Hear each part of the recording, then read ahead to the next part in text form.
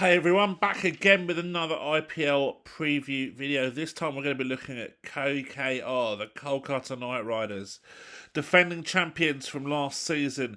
Can they replicate their achievement this year? Well, let's get into it. Looking at the batting structure to start with, quite a left-hander heavy dynamic at the top of the order. We've already spoken about this in previous videos with other teams about a left-hander heavy dynamic, and I'm much happier with this than a right-hander heavy dynamic because vast majority of spin bowled is left arm orthodox and leg spin, so it's a positive matchup for the left-handed batter. So that's absolutely fine. Very few teams have a very high quality off spinner. So that's not an issue really so much, but they've got the scope to be able to mess around a little bit with the right hand left hand combos, go left with as well. Great matchup strategy in terms of breaking up the matchup, positive matchups for opposition players. They can really mess around with entry points for the opposition left arm orthodoxes in particular. Now, what they could do as well is they could, depending on the fall of wickets, they could put Ankush Raghuvanshi up to 4 so that they've got right-left combos. There's all sorts of stuff that they can do with this top 6. And their batting is absolutely stacked. Even without the consideration of an impact sub, this 11 has Andre Russell at number 8, which is just insane. And they've got the scope to put another batter in necessarily if they bat first or look at sub one in at halftime if they're chasing. Manish Pandey, I'm not really sure how he kind of fits into this group. Impact player seems a strange description for him. Maybe they'll use Loveness Sisodia, another left-hander, or even Anil Roy, who adds fielding value as well. So plenty of options there for KKR with the bat. That was the sort of the blueprint of their success last season, with a strong bowling lineup as well, which we can see here. Got 3 frontline pacers. Russell's maybe not quite a frontline pacer. I certainly wouldn't look at him as a banker bowler these days. But Harshit Rana and either Anrik Nortje or Spencer Johnson, if they want the left arm angle, options for that overseas pacer slot that they'll probably use. They've also got Vaibhav Aurora, who's an excellent power play bowler as a potential impact sub option. They've also got top quality spin from Sunil Narine and Varun Chakravarti. That's a spin duo I think probably without parallel in this tournament. And then they've also got Mayank Markande on the bench potentially as another spin option. So there's plenty of bases covered with this group. Possibly a slight concern would be a lack of pacer depth with Andre Russell as the third pacer, and then a little bit of part-time pace from Venkatesh Iyer or Ramandeep Singh. That's potentially a slight red flag for this team, and we'll go on to talk about the implications of that further on in this video. Now, what we can see here with their batting, though, first of all, is their strike rates are pretty strong. I was actually really surprised to see how high Ajinkya Rahane's numbers are here. Obviously, he's going to be captain for this year. I think there's domestic cricket involved in this as well, which has pumped up the numbers a little bit.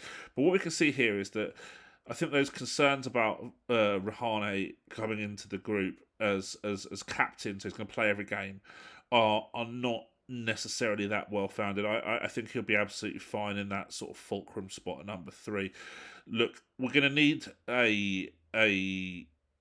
to look at the fact that he's got stability benefits. Him and Venkatesh are both with high balls per dismissal, and when you've got an opener who averages 10 balls per dismissal in Sunil Narine, I think that's really critical. So actually I think he kind of fits in quite nicely with this group. The only 2 problems that I see here are, one, his non-boundary strike rate is so high. That's pretty high end. Anything over 80 is like absolutely elite. But the problem is he's going to be lightly batting with these guys. Sunil Narine, Quinton de Kock have poor numbers, particularly in Narine. And now, how will that constrain Rahane's ability to look for quick singles, rotate the strike, turn ones into twos? Quite possibly. So that would be a little bit of a concern for me. Sunil Narine as well. Look, these numbers, he's boundary or bust. Simple as that. Hits boundary every 4 balls, pretty much. 6 every 10 balls. Barely produces much in terms of that non-boundary run production. lasts for 10 balls per wicket on average. Now that's an issue because that includes like a stellar IPL last year where he probably achieved more with a bat I think in that season than anyone would expect. But if you look at his underlying data, his full shot percentage was off the charts.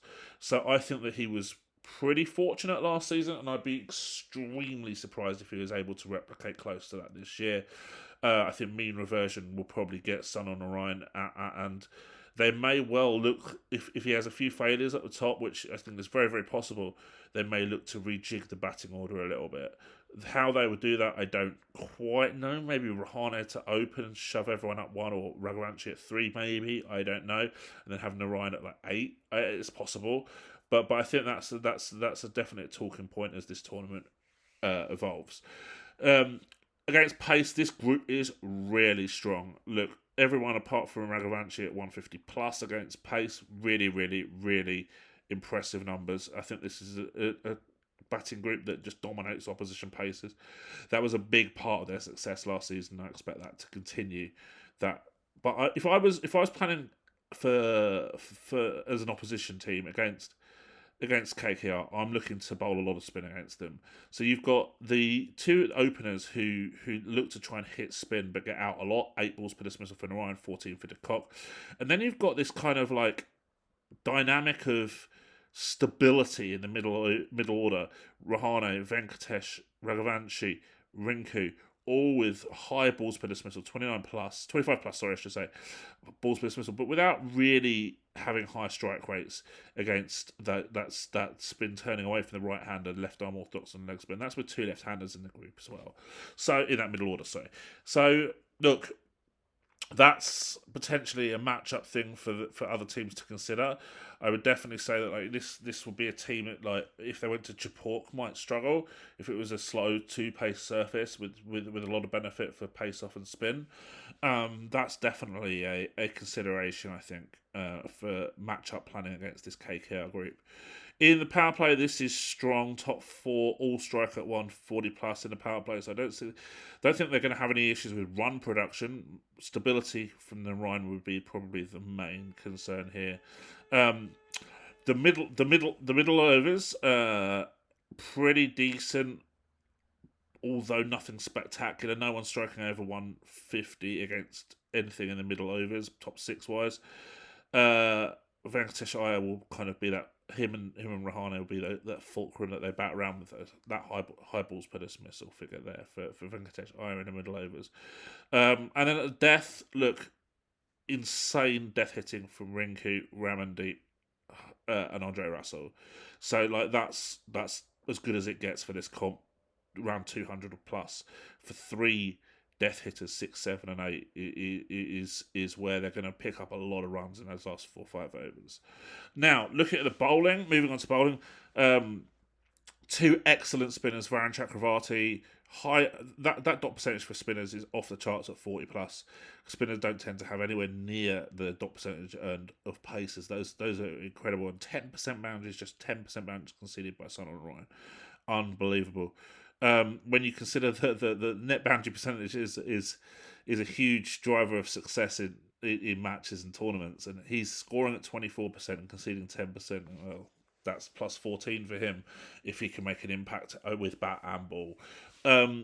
The other slight concerns I think here are the paces. So they've got relatively high dot percentages, particularly Norkia and Venki Iyer, but they all concede 19+% boundaries. That's an issue that I think that they might have going through this season, and maybe they might look to bring in Spencer Johnson as well at some point, and consider him for Norkia, or consider him even for say Quinton de Kock with a different domestic opener.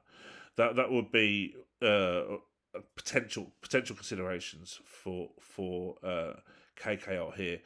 Going through the phases, I think that it's kind of pretty self-explanatory. Chakravarti and Narayan will take the lion's share of the middle overs and do it extremely well. That's a phase in the game that I expect KKR to excel in. And at the death, That's probably a little bit. I don't quite see Nortje as a prominent death bowler. Certainly not someone I would look at as a 2 over banker. Harshit Rana still quite unexposed at the highest level as a death bowler, so that's a slight concern. And Andre Russell's numbers at the death economy wise are pretty poor. So that's this death bowling from KKR could be a slight issue. I'm not sure Spencer Johnson would really help that if he came in for Nortje either. So they're going to score a lot of the death. They're going to concede a lot of the death. I think that's pretty likely for this group. We can see here how this translates into the bowling distribution and their plans. So really nice options up top. The spin options generally are really, really good, but then we've got that slight concern of death. Maybe even Sun Narayan or Varun Chakravarti, who have bowled a lot in those early death overs, might take 1 or 2, so maybe over 16, maybe over 17 will be spin to minimise the pace bowling at the death. That would be a strategy that I would consider if I was working with KKR. So, why did I choose this preferred team combo for KKR? Well, it seems to mostly pick itself. The captaincy decision makes it straightforward really for me, and I think that it's generally the similar framework to last year's successful team. Overseas pacer is definitely a debate that's worth having. I think that there will be times that Spencer Johnson can provide value for this team, so let's see if he gets some game time. Talking points and Twitter questions. The Rahane captaincy, does this disrupt the batting group? That was a common question on Twitter. I don't think it does. I actually think that it complements it fairly well, as I've already sort of spoke about. They've lost Phil Salt and Shreyas Iyer to other teams, and are their replacements of the same quality? Well, I think that's a really good question. Yeah, I probably would take Salt over De Kock. Yeah, but the KKR have lost Shreyas. I'm not sure that's such a downgrade in terms of like you've got Rahane, you've got increased production from Raghavanshi maybe. They've got a lot of batting depth. I'm not sure Shreyas is such a loss. But I do think that Phil Salt, who was pretty good last year, yeah, he could be a little bit of a blow to this KKR team losing him. And I said there's the debates overseas pace and Nortje or Johnson. A few people asked about that.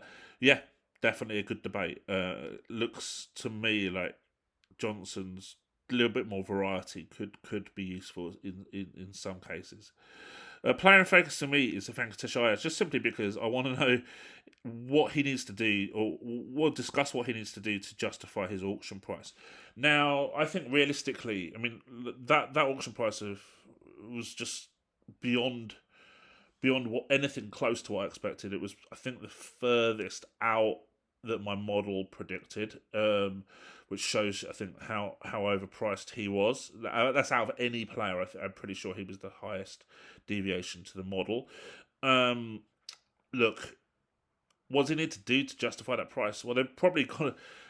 If they don't qualify, that's a big problem. Personal level, he probably needs to score, I would say, minimum 400 runs at a strike rate of 150 to justify that auction price. Is that possible?